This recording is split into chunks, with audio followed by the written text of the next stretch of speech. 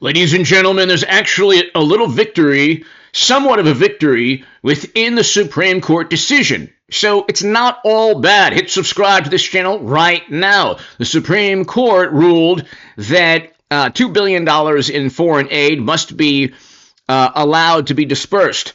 The problem, however, for the USAID and anyone that wants the money is that there needs to be greater transparency now, which is what they don't want. In addition to the fact that there's no money being dispersed at the moment. So the court did not rule that the funds must be unfrozen immediately.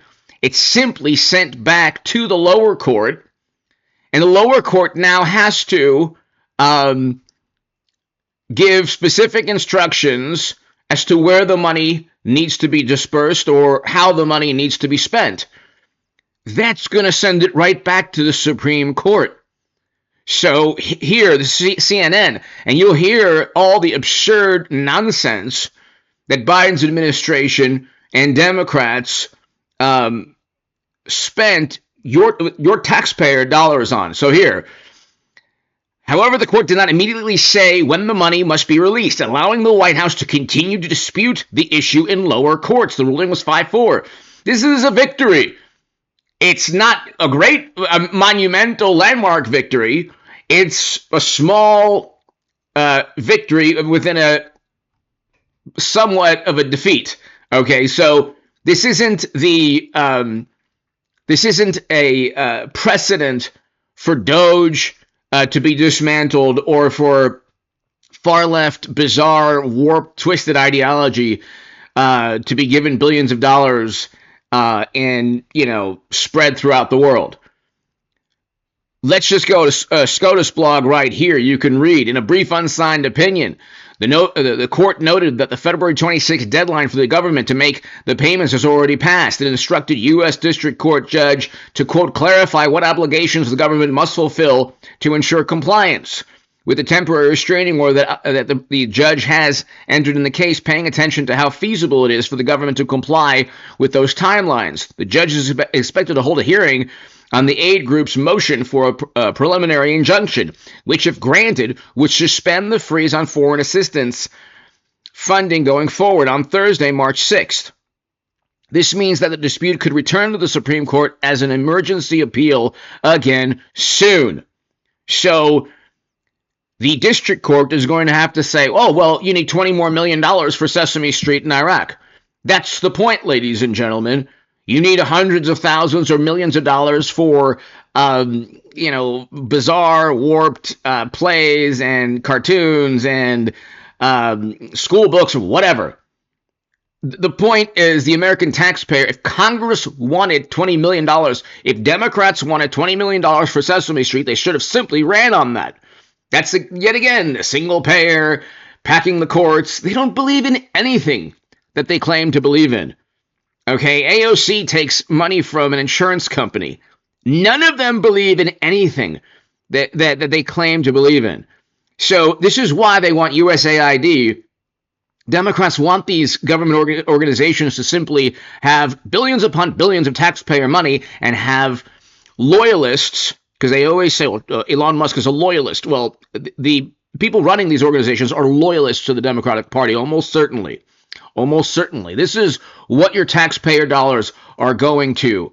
Hit subscribe if you're new. I'll have a live stream tonight to talk about this. It's not this monumental defeat. It's actually there's somewhat of a victory here because it prolongs the Supreme Court fight. It prolongs it, and the district court initially won this round, but now they have to provide transparency, and then they have to provide a timeline, and that might be enough for Amy Coney Barrett and Roberts to side with the conservatives.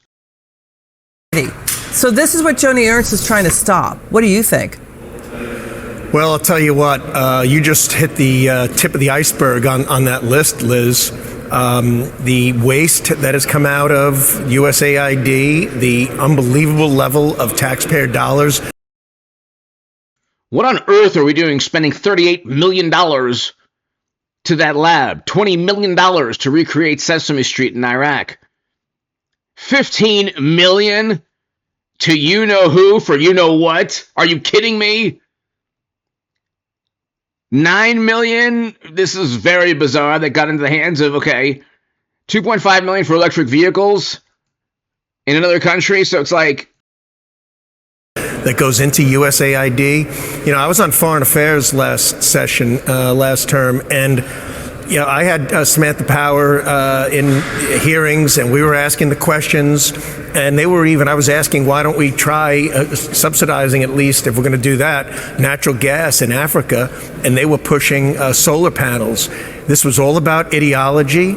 It's horrific, and this is exactly why Doge members were not allowed in, and why we elected President Trump, we're scrutinizing these things far better and being allowed to. There was no transparency. There was no openness. We couldn't get the details. Well, the details are coming out, and unfortunately, the American people aren't going to like them, but they're going to be stopped. Yeah, it's corruption. What do you make of this? President Trump reportedly putting the majority of USAID DC staffers on leave. You know, USAID was created at the height of the Cold War to fight communism and do liberal market capitalism. But Senator Ernst said that they threatened her staff when she started to look into their corruption. That's her constitutional oversight duty. I mean, the media and Democrats are trying to claim that USAID is going to starve women and children. No, it's about stopping corruption and stopping left-wing activist groups and consultants and ideologies and getting the money to women and children. Liz, there's so much corruption. Every department that I look into, every agency, there's situations like this. Rubio is now in charge of USAID. They did the right thing in closing it down. We have to correct it. That's what we were elected to do. And ladies and gentlemen, here are some more expenditures that you don't know about. So Democrats, when they say, oh, it's Congress appropriated the money. It's like, no, yeah, well, Congress appropriated the money. You have no clue where the money goes. Congress gave the money to a specific government agency like USAID, and then that's it. Nobody, all these people who are saying, oh, well, what's Doge about? Who's running Doge? Well, who was running USAID, wonderful, morally superior liberal Democrat? Did you ever once ask that? Let's listen to this. Billions and billions. Meanwhile, Americans need help here. They spent a whopping $20 million on a Sesame Street show in Iraq, $45 million for DEI scholarships in Burma, $2 million on trans-led organizations, and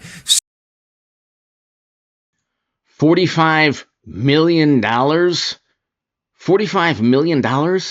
Sex change operations. Is this how you want your hard-earned tax dollars to be spent? $520 million for Green New Deal investments in Africa. $1.5 million was sent to Serbia to advance. Now, the $520 million in Africa, I actually am for that.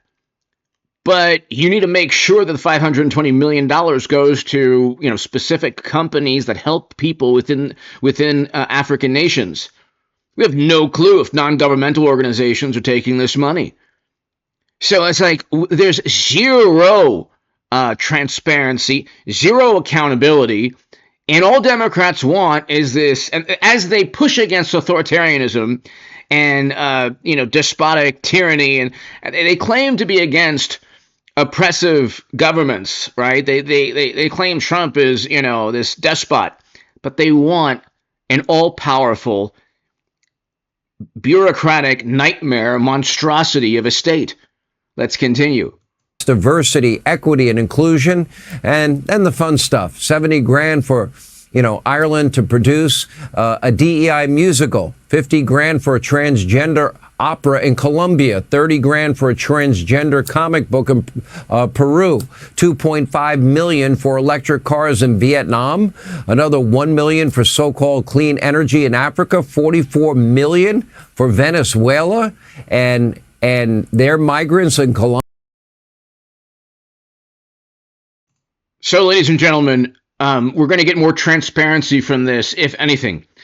The district court judge will, the federal court judge, sorry, will have to give more transparency from these organizations.